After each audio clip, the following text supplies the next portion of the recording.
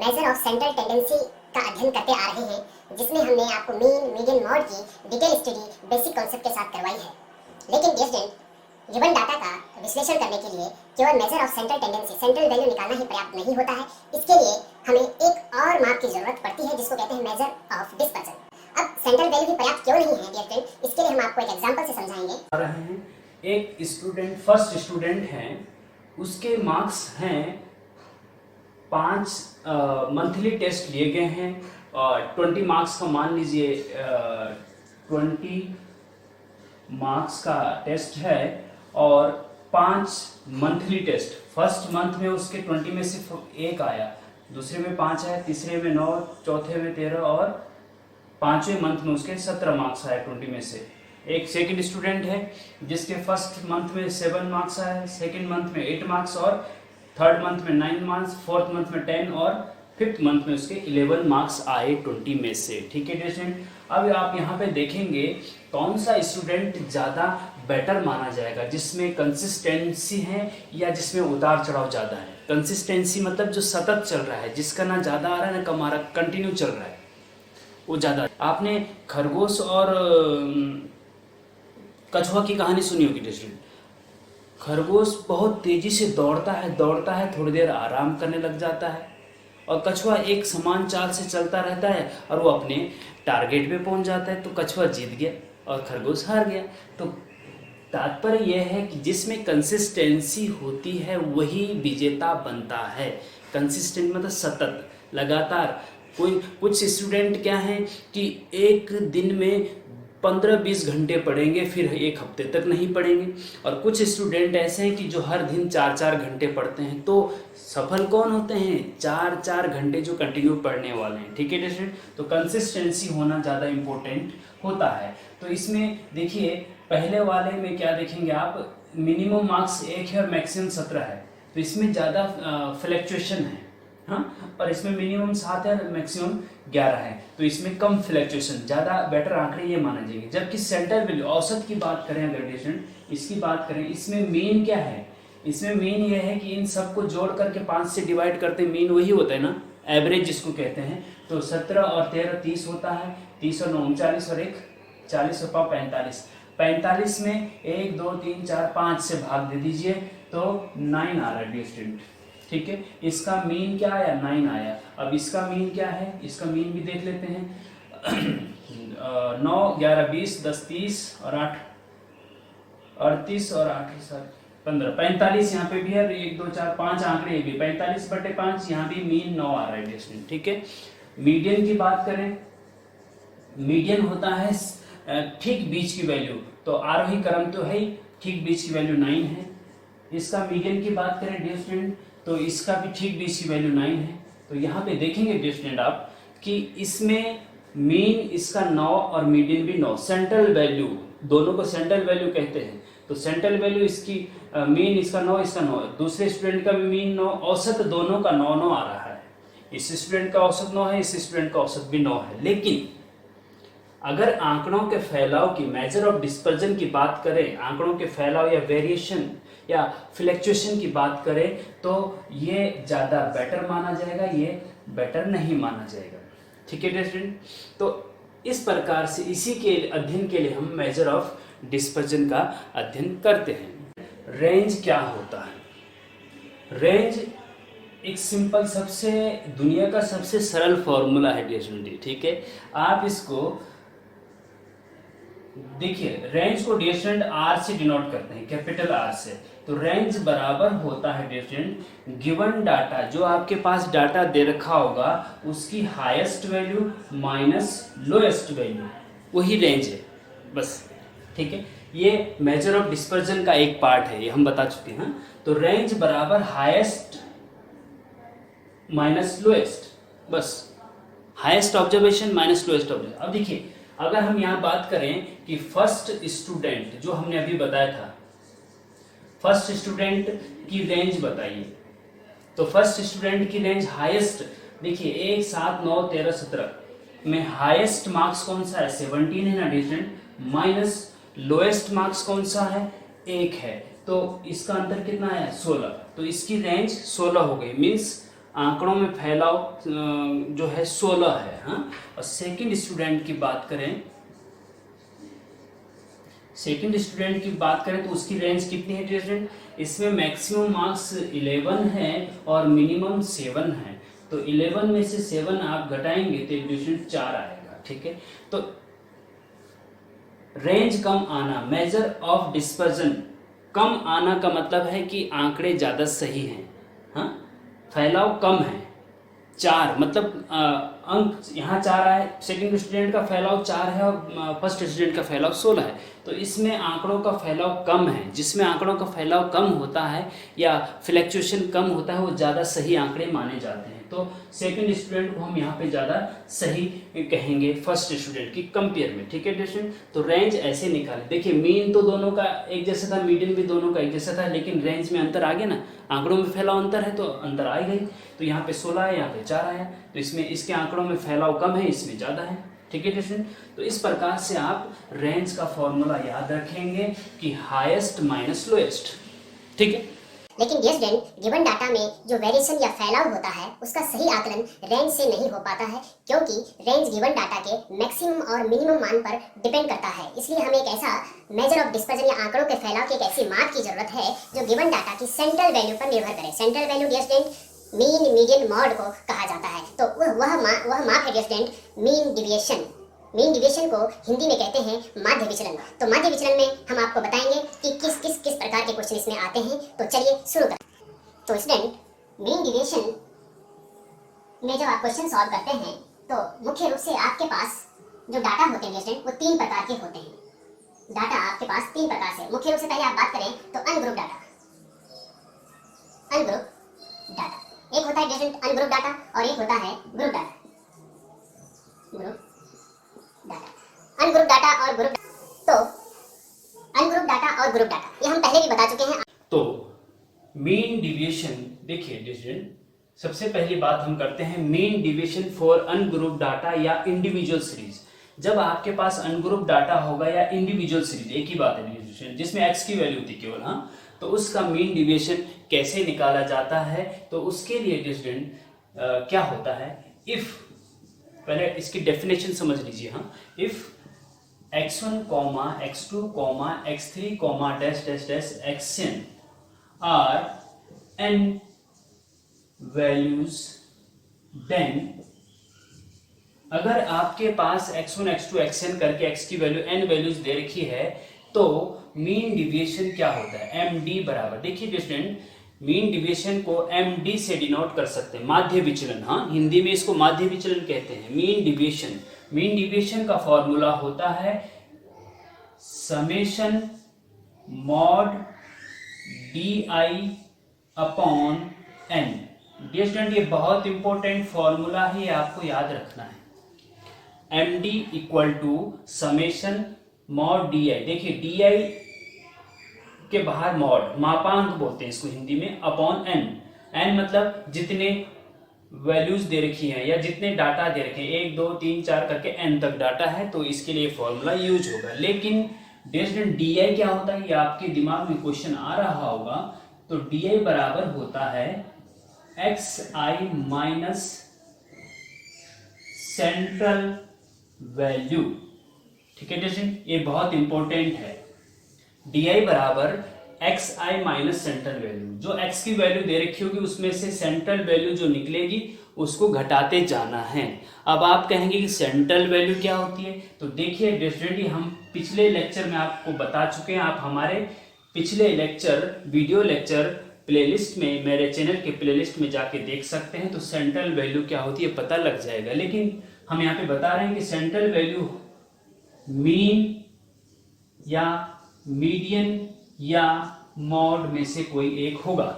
ठीक है स्टूडेंट, अब क्वेश्चन के ऊपर डिपेंड करता है। क्वेश्चन में लिखा होगा कि माध्य की सहायता से माध्य विचलन ज्ञात कीजिए, find mean deviation with the help of mean. तो फिर आप यहाँ पे सेंट्रल वैल्यू की जगह मीन लिखेंगे, माध्य लिखेंगे। अगर ये कहा जाता है कि माध्यिका की सहायता से माध्य विचलन, तो फिर सेंट्रल वैल्यू की जगह माध्यिका आएगा। और अगर बहुलक की सहायता से माध्य विचलन कहा जाता है तो सेंट्रल वैल्यू की जगह मॉड आएगा। ठीक है, ये आप ध्यान रखना। डी बराबर होता है एक्स आई माइनस सेंट्रल वैल्यू, और central value mean median mod में से कोई सा भी हो सकता है। ठीक है डियर स्टूडेंट। तो डियर स्टूडेंट, अनग्रुप डाटा या इंडिविजुअल सीरीज का क्वेश्चन इस प्रकार का होगा, उसमें केवल x की वैल्यू दे रखी होगी। फाइंड द, देखिए एग्जांपल है, find the mean deviation from the median. देखिए मीडियन की हेल्प से मीन डिविएशन निकालना है। अब यहाँ पे find the mean deviation from the mean for the following data, तो मीन्स कि जो ये डाटा दे रखा है इसका माध्य विचलन निकालना है माध्य की सहायता से। ठीक है स्टूडेंट, तो माध्य की सहायता से माध्य विचलन कैसे निकालना है, तो उसके लिए आपको एक टेबल बनानी पड़ेगी डियर स्टूडेंट। जब आप इसका सॉल्यूशन करेंगे तो हम टेबल बना रहे हैं, और सबसे पहले आप x की वैल्यूज लिखेंगे, एक्स आई यहाँ पे लिखेंगे, जो ये दे रखी है वैल्यूज, जो x है। ठीक है डियर स्टूडेंट, ये क्या है, x है। तो x की वैल्यू हमने लिखी 6, 7, 10, 12, 13, 4 और 8 और 20। ठीक है डियर स्टूडेंट, ये हो गया। अब इसको जो है नीचे तक भी ला सकते हैं, थोड़ा सा ऐसे करके। अब देखिए हम क्या करेंगे डियर स्टूडेंट कि सबसे पहले हम फॉर्मूला लिखेंगे।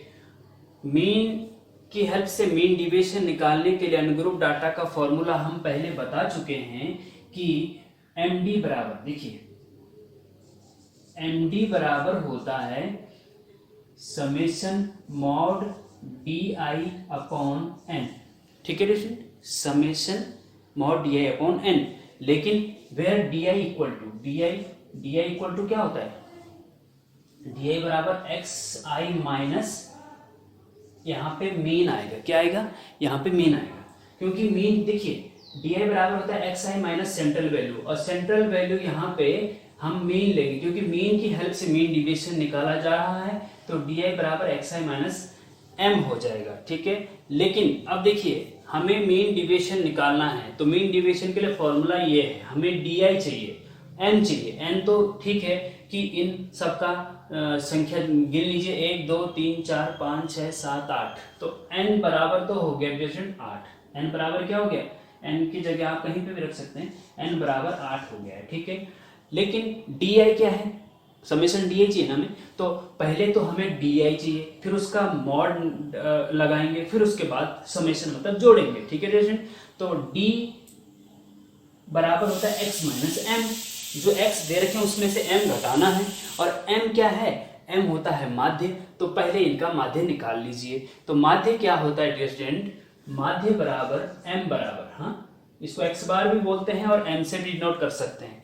माध्य बराबर हम पहले लेक्चर में आपको बता चुके हैं, उसके लिए आप हमारे YouTube चैनल के प्लेलिस्ट में जाके देख सकते हैं माध्य कैसे निकाला जाता है। तो माध्य बराबर अनग्रुप डाटा का समेशन एक्स आई अपॉन एन होता है डियर स्टूडेंट। ठीक है, तो ये बराबर हो जाएगा समेशन एक्स आई, मतलब जितने भी एक्स दे रखे हैं उनका सम कर दीजिए।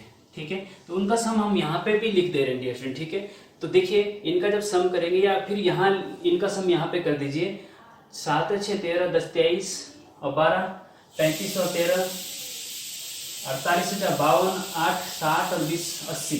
तो डियर स्टूडेंट समेशन एक्स आई हो गया 80, और n बराबर इनकी संख्या, कितने ऑब्जर्वेशन है, 8 है, तो बटे 8 कर दीजिए, तो बराबर हो जाएगा डियर स्टूडेंट ये 10।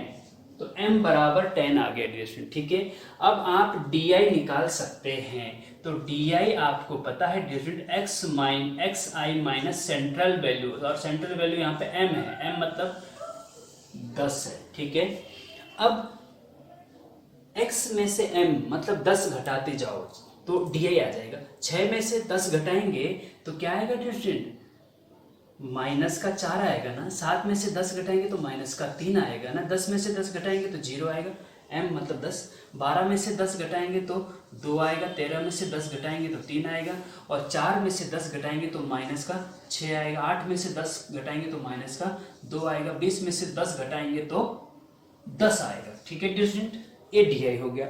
अब देखिए फॉर्मूला पहले ही लिखने का मतलब ये होता है कि आपको पता होता है कि हमें इसके बाद कौन सी टेबल बनानी है। ठीक है, अब डी तो निकल गया, अब हमें मॉड डी चाहिए, तो मॉड डी ये हो गया, क्या हो गया मॉड डी ये हो गया, ठीक है। डी जो निकला है उसके बाहर मॉड लगा दीजिए बस। अब मॉड डी क्या होता है, देखिए मॉड क्या होता है डियर स्टूडेंट, या हिंदी में इसको मापांक कहा जाता है। तो उसमें क्या होता है कि कोई भी संख्या है उसके बाहर अगर मॉड लगा देंगे तो वो पॉजिटिव हो जाती है। -2 है, उसके बाहर मॉड लगा देंगे तो इसकी वैल्यू 2 हो जाती है। अगर 2 है पॉजिटिव है तो वो तो पॉजिटिव ही रहेगी, लेकिन माइनस वैल्यू जो होती है वो पॉजिटिव हो जाती है। कुल मिला के बात ये है कि मॉड लगाने से सारी की सारी संख्याएं पॉजिटिव हो जाती हैं। पॉजिटिव ही रहती है, लेकिन नेगेटिव भी पॉजिटिव हो जाती हैं। तो -4 का मॉड 4 हो जाएगा, -3 का मॉड 3, 0 का मॉड 0, 2 का मॉड 2, 3 का मॉड 3, -6 का मॉड 6 और -2 का मॉड 2 और 10 का मॉड 10। ठीक है टीचर। अब समेशन डी मॉड डी तो निकल गया, अब हमें चाहिए समेशन डी, मतलब जितने भी डी हैं उनको जोड़ना। समेशन का मतलब जोड़ना होता है, ठीक है टीचर। अब देखिए 4 और 3 7, 7 और 2 9, 9 और 3 12 और 6 18 और 2 20, 10 30, ये हो गया डिवीजन 30। ये समेशन मॉड डी की वैल्यू हो गई 30, ठीक है टीचर। अब देखिए, अब आपको समेशन मॉड डी भी निकल गया 30 और n आपको पता है कि 10 है, तो आप माध्य विचलन निकाल सकते हैं, ठीक है। अब देखो माध्य विचलन बराबर हो जाएगा summation mod D upon n। तो समेशन मॉड डी 30 है, अपॉन n कितना है डिवीजन 8 है, तो 8 से भाग दे दीजिए और 8 की 24.60 बचे, 8 से 56, तो ये आपका आंसर आ जाएगा। 3.7 आपका माध्य विचलन आ जाएगा, ठीक। देखो डियर स्टूडेंट, ये बहुत इंपॉर्टेंट टॉपिक है। ये बहुत सारे कॉम्पिटिटिव एग्जाम में पूछा जाता है। मीन डिविएशन और स्टैंडर्ड डिविएशन बहुत सारे कॉम्पिटिटिव एग्जाम में भी पूछा जाता है। 9th 10th 11th 12th और पॉलिटेक्निक के लिए तो इम्पोर्टेंट है ये, लेकिन जितने भी कॉम्पिटिटिव एग्जाम अब हो रहे हैं नौकरियों के लिए, उन सब में ये पूछा जाता है, इसलिए ये हर दृष्टि से बहुत इम्पोर्टेंट है। तो देखिए स्टूडेंट, अनग्रुप डाटा का मीन डिविएशन माध्य की सहायता से निकालना है तो ऐसे निकालेंगे। इसको आप नोट कर सकते हैं वीडियो को पॉज करके। और दूसरा, अगर डियर स्टूडेंट ऐसा लिखा हो, क्वेश्चन ऐसा हो कि find the mean deviation from the mean की जगह पे डियर स्टूडेंट मीडियन हो, तब क्या होगा? Find the mean deviation from the median for the following data यही दे रखा है, लेकिन मीन की जगह मीडियन आ गया, मतलब कि माध्यिका की सहायता से माध्य विचलन ज्ञात कीजिए। तो फिर क्या है डियर स्टूडेंट, सेम यही प्रोसेस है। देखिए करना यही है, आपको करना है, लेकिन अंतर क्या आ जाएगा, जो डी निकालना होगा आपको, जो डी निकालना होगा उसमें डी बराबर होता है xi माइनस सेंट्रल वैल्यू, और इससे पहले xi माइनस m था, माध्य था, तो माध्य की जगह माध्यिका आ जाएगा। डी बराबर xi माइनस माध्यिका आ जाएगा, बस इतना अंतर है, और सारा प्रोसेस इसी प्रकार से ही होगा। अब देखिए स्टूडेंट, आप माध्यिका निकालनी हो अगर इस गिवन डाटा के, पहले माध्यिका निकालनी पड़ेगी ना, तो m की जगह पे m हो जाएगा, ठीक है स्टूडेंट। तो ये फिर हो सकता है m कुछ और हो, तो पहले इसको आरोही क्रम में लिखेंगे। ये गिवन डाटा है ना, इसको आरोही क्रम में लिखेंगे। चलो हम यहाँ पे लिख दे रहे हैं आरोही क्रम। आरोही क्रम में जब डिस्टेंस इसको लिखेंगे तो सबसे पहली छोटी संख्या कौन सी है, 4 है, तो 4 कॉमा, उसके बाद क्या है 6 है, उसके बाद 6 है, उसके बाद 7 है, फिर क्या है 8 है, फिर क्या है 8 के बाद 10 है, और 10 के बाद 12 है, और 12 के बाद 13 है, और 13 के बाद 20 है। 1 2 3 4 5 6 7 8 नंबर होके, ठीक है दोस्तों।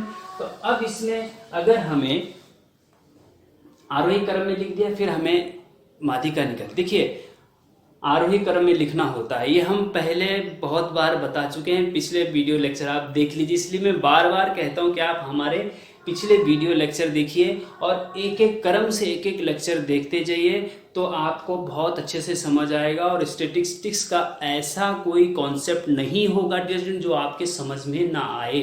स्टैटिस्टिक्स का कोई भी क्वेश्चन आपको ऐसा नहीं बचेगा जो आप कर ना सको, अगर हमारे पूरे वीडियो लेक्चर आप एकांत में बैठ के सारे क्रम से देखें सुने। ठीक है दोस्तों, तो आरवी क्रम में ये रख दिया हमने। अब आरवी क्रम में जब पदों की संख्या n बराबर यहाँ पे 8 है ना दोस्तों, तो ये इवन है, सम है। तो जब पदों की संख्या सम होती है तो माध्यिका बराबर क्या होता है, n/2 वहाँ पद प्लस n/2 प्लस 1 वहाँ पद अपॉन 2। तो n/2 मतलब 2/8/2 मतलब 4वां पद, 4वां पद प्लस 8/2 4 और 1 5, 5वां पद अपॉन 2। तो देखिए दोस्तों 1 2 3 4, 4वां पद 8 है प्लस 5वां पद 10 है, बटे 2 कर दीजिए, 10 और 8 18, 18 बटे 2 बराबर 9।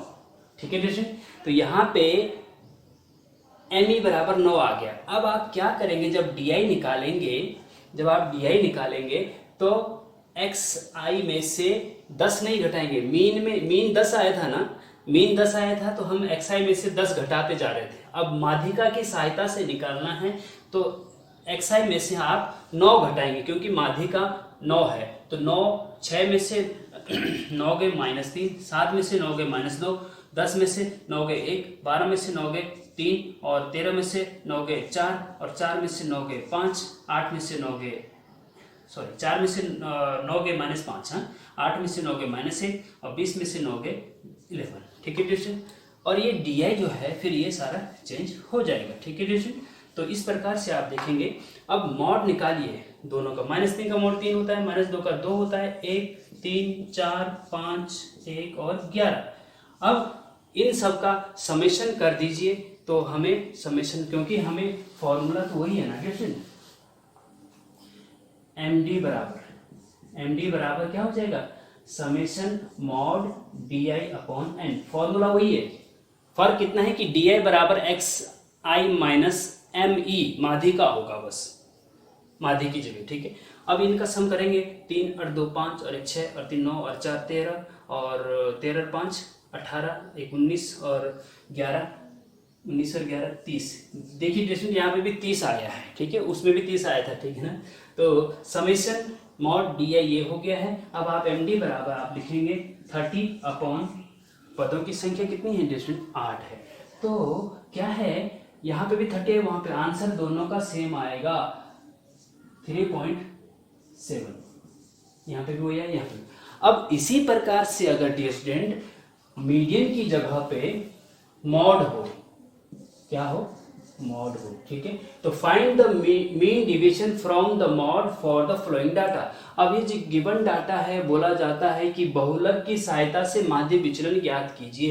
तो आप गिवन डाटा का बहुलक निकालेंगे तो जो DI होगा वो XI माइनस मॉड MO हो जाएगा, बस इतना अंतर है। ठीक है टेस्टी, तो ये एक नेक्स्ट एग्जाम्पल है, ये आपके लिए होमवर्क है, ठीक है। आप इसको सॉल्व करके कमेंट बॉक्स में आप जवाब देंगे। एग्जाम्पल है, calculate the mean deviation about median. देखिए मीडियन, यहाँ पे मीडियन लिखा हुआ है, माध्य विचलन निकालना है माध्यिका की सहायता से, ठीक है।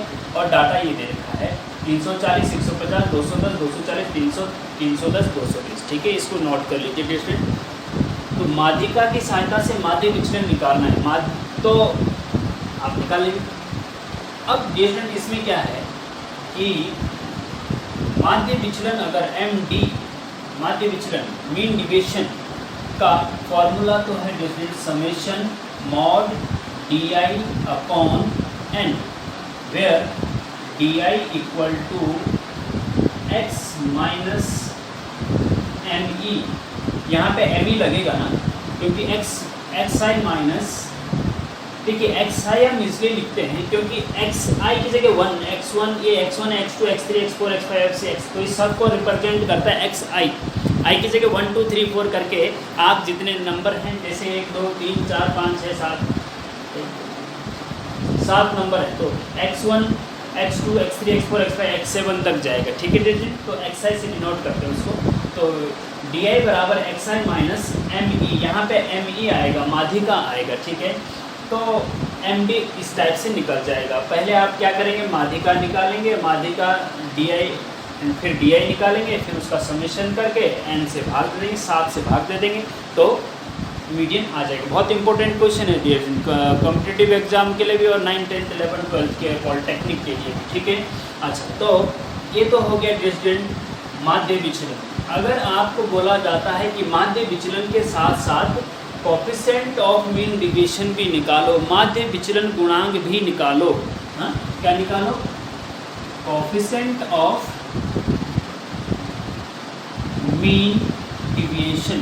तो coefficient of mean deviation distance क्या होता है, वो होता है माध्य विचलन अपॉन जो सेंट्रल वैल्यू है। मीडियन है तो मीडियन लिखो, माध्य है तो माध्य लिखो अपॉन में, और बहुलक है तो बहुलक लिखो, ठीक है डिस्टेंस। तो यहाँ पे जैसे माध्यिका है तो आप क्या लिखेंगे, माध्यिका me, ठीक है। तो कोफिशिएंट ऑफ, और इसको देखिए कोफिशिएंट ऑफ मीन डिविएशन भी दो प्रकार का होता है, एक रेशियो में और एक परसेंटेज में। रेशियो में निकालना है तो माध्य विचलन, अगर पूछा जाता है कि माध्य विचलन गुणांक रेशियो में निकालो तो कोफिशिएंट ऑफ मीन डिविएशन बराबर होता है माध्य विचलन बटे माध्यिका, ठीक है। और अगर परसेंटेज में निकालना है तो इनटू और 100 कर दीजिए, बस। Coefficient of mean deviation in percentage equal to माध्य विचलन अपॉन सेंट्रल वैल्यू इनटू 100, ठीक है डिस्टेंट। तो इस प्रकार से हिंदी में इसको माध्य विचलन गुणांक कहते हैं। माध्य विचलन गुणांक बराबर माध्य विचलन बटे माध्यिका गुणा 100, ठीक है। इस टाइप से आप इसको हिंदी में याद रखना है तो इस टाइप से याद रख सकते हैं। तो dear student, measure of dispersion में हम mean deviation of ungroup data या इंडिविजुअल सीरीज बता चुके हैं कि ये इसका अनग्रुप डाटा का या इंडिविजुअल सीरीज का माध्य विचलन कैसे निकाला जाता है। अब अगला टॉपिक हम आपको लेके आ रहे हैं, जल्द ही लेके आ रहे हैं कि mean deviation from discrete series, मतलब जिसमें x की और f की वैल्यू दे रखी है उसका माध्य विचलन कैसे निकाला जाता है। तो लेकिन डियर स्टूडेंट, इसमें आपको हमारे स्टैटिस्टिक्स का जितने भी लेक्चर हमने अपलोड किए हैं यूट्यूब पे, वो आपको क्रम से एक एक लेक्चर देखने होंगे, तभी आपको स्टैटिस्टिक्स समझ में आएगी। अगर आप चाहते हैं कि स्टैटिस्टिक्स क्या है और उसको इसके क्वेश्चन कैसे सॉल्व किए जाते हैं, तो तभी समझ में आएगा जब आप हमारे लेक्चर क्रम से देखेंगे। ऐसा ये देखिए, ये कॉमेडी नहीं है। कॉमेडी में क्या होता है कि बीच से सुन लिया, थोड़ा हा कर लिया तो हो गया, और या फिर म्यूजिक है बीच से सुन लिया या स्टार्टिंग की 2 लाइन सुन ली, काम चल गया। लेकिन ये मैथमेटिक्स है डियर स्टूडेंट, मैथमेटिक्स के से लोग इसीलिए दूर भागते हैं क्योंकि वो थोड़ा सा देखते हैं, समझ में नहीं आता, फिर छोड़ देते हैं।